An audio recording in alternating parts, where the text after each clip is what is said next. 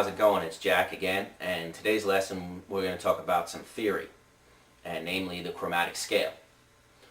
Now, my take on theory is that I kind of ignored it for a long time, thinking I didn't have, I wanted to have feeling and be a rocker and that kind of stuff, but I really think it's important to have a little bit of theory anyway, at least understanding where the notes are on the fretboard, and also some idea of how chords are made, because that's going to help you not only to be able to play with other people if a certain key needs to be played, or you want to know what kind of chords to put in a transition, different chords that are going to sound good. You could fish around for them to see what sounds good, but if you know a little bit ahead of time, that might help you out. And also, when you're trying to play your scales, understanding how the different scales relate, all that stuff has to do with some basic theory. And most of it's based off the major scale, but before we get to the major scale, today I want to talk about the chromatic scale. Now, the chromatic scale is all 12 notes that are found in Western music. If you get into some other exotic scales, there may be a different amount. I'm not exactly familiar with those, but the 12 notes in the chromatic scale are what we use when we extract out the other notes to form other scales. And you're going to see that each note is a half a step apart, and then according to how many steps apart you pull each note, or how many notes you skip, then that's going to give you a different flavor for each scale. So I want to start off by writing out all of the notes that are in a chromatic scale and kind of show how it just repeats over and over, and explain the enharmonics, and those are the notes that are found between the natural tones. They have more than one name. Sometimes they can be confusing, but they're not really that confusing. So right now I'm going to go to the whiteboard and get a close-up so that you can see and give an idea of what school's in session. see what I'm talking about. Okay, so here we are with our board, and we can see I've written out a chromatic scale, and this A comes back down to this A, and it continues. So basically it's a continuous loop. I just started on C, basically because down here you can see that I have the piano keys laid out. And this is the thing that I think is really important to help get a grasp at it, and it's also a good tool for remembering your notes on your guitar. And that is that you can see down here on the piano we have these white keys, which are all natural tones. They don't have a sharp or a flat in them. Right here and right here are the two spots where there's no black key. And why is that? It's because in between E and F and between B and C, we don't have any sharps or flats. Now, these sharps or flats are called enharmonics because they have two different names. All the black keys are the sharps and flats. And up here you can see this note, for instance, it's between A and B, and it's A sharp or B flat. It's above the A, so A sharp, and it's below the B, so it's B flat. And we can see that going down. C, then we have a C sharp or a D flat. D, we have a D sharp or an E flat. E, now there's no E sharp or F flat. Between E and F there's no sharps or flats. Okay?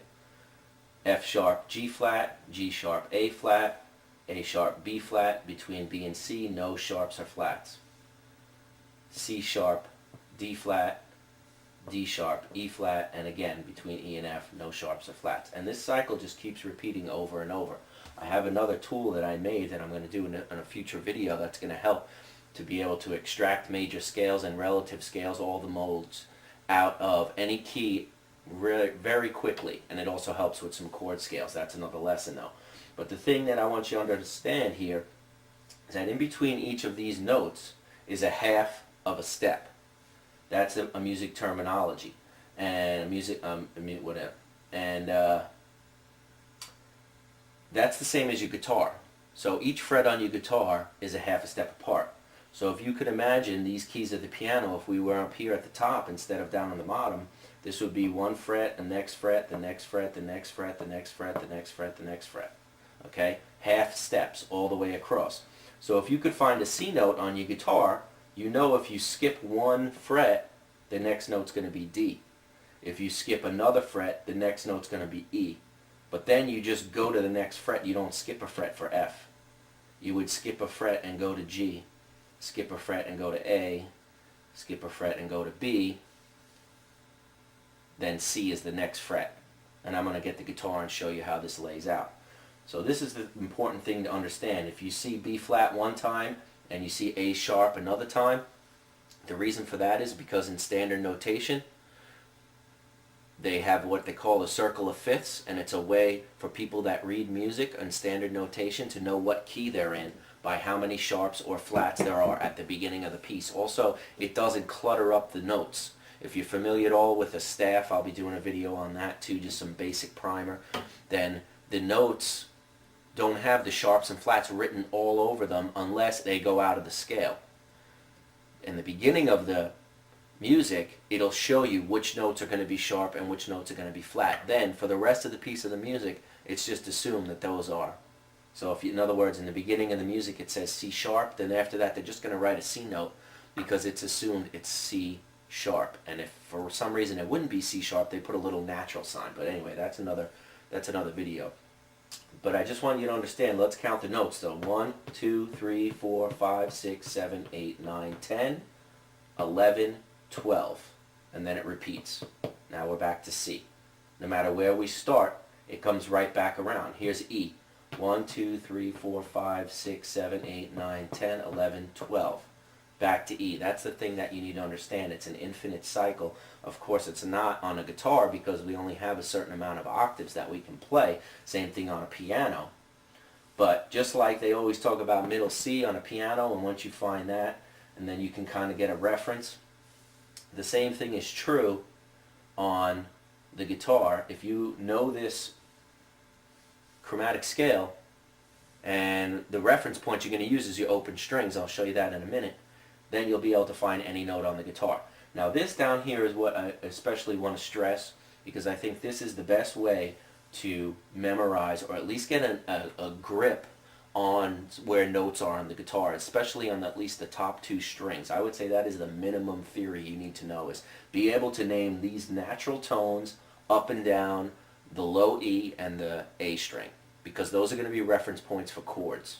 And I'll get into that when I get into the chords. But if you know where these notes are, and then you say you need to find F sharp, well, you know it's between F and G. So for instance, on the E string, the F note is on the first fret. So you know F sharp will be on the second fret. And these are just kind of reference points.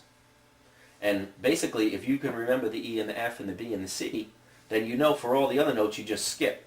Skip to this, skip to this. Okay, wait, it's E. No, I don't skip. And then you skip, skip, skip. And then B and C, I don't skip. And if you keep that in mind, soon you're going to just know 5th fret is A note, or 10th fret on the A string is a G note. You'll memorize those. But this is really important to understand. Now when I'm naming my notes, for instance, if I'm talking about a chord pattern, for some reason I'll always say C sharp for this note, and I'll always say F sharp for this note, but all the rest of them I always say flats. I usually don't say D sharp. I'll say E flat, or A flat, or E flat, or D flat. Not D flat because I use a sharp. Anyway, you get the idea. So just keep in mind, if you hear the words, B flat chord, it's the same as A sharp. Okay, so now I want to grab the guitar, and I'll kind of lay this out on the guitar, and maybe it'll make a little bit of sense, and we'll get that going.